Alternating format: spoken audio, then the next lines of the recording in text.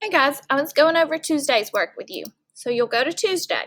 We've already done the teach it and the read it. Now it's the practice portion.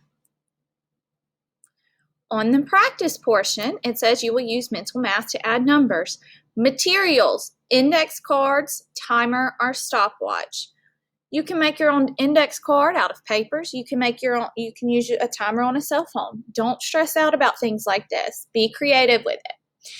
Here you're going to drag your answers.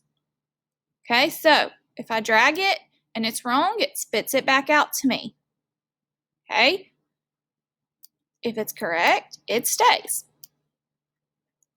Okay, if you ever need instructions, all you do is click and it will give you instructions.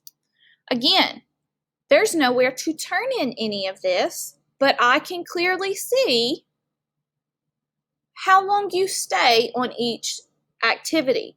Now, this says option, and it's addition practice. This is just making index cards for flashcards. Now, hopefully Imagine Math will be working, and we'll just get on Imagine Math Facts, okay? But again, don't stress out about this. It says create an obstacle course with items in your home or classroom. You can absolutely do that, but if you think that's too much for you, please don't do it and don't stress out. These are options, okay? An option is not a requirement.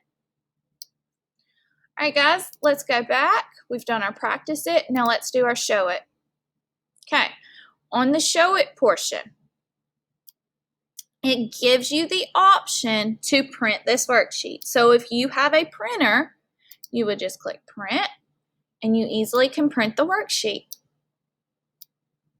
Okay, if you can't print it, then on your piece of paper in your math binder, you would just write down number 1, write down the answer. Number 2, write down the answer.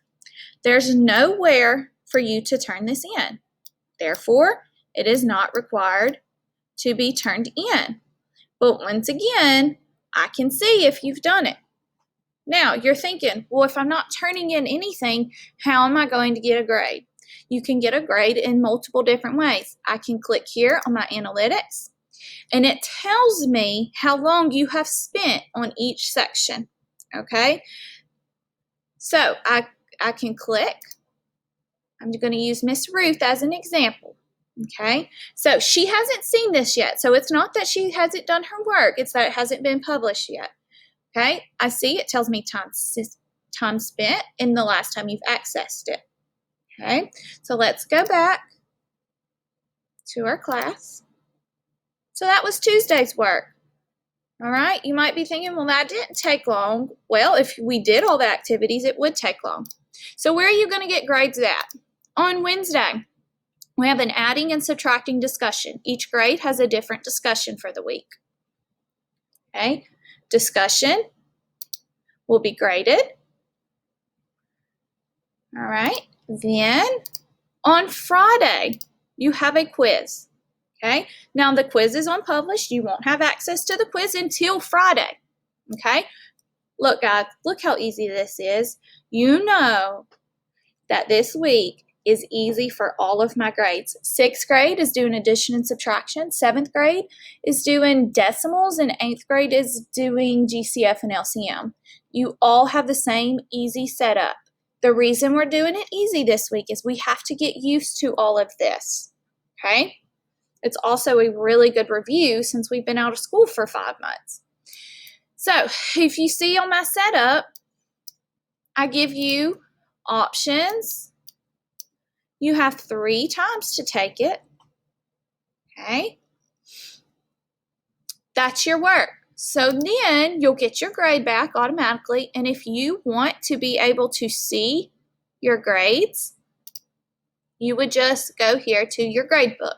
Okay, now I can't show you because I'd show you other kids' grades, so I can't click it. All right, if you have questions, please email me.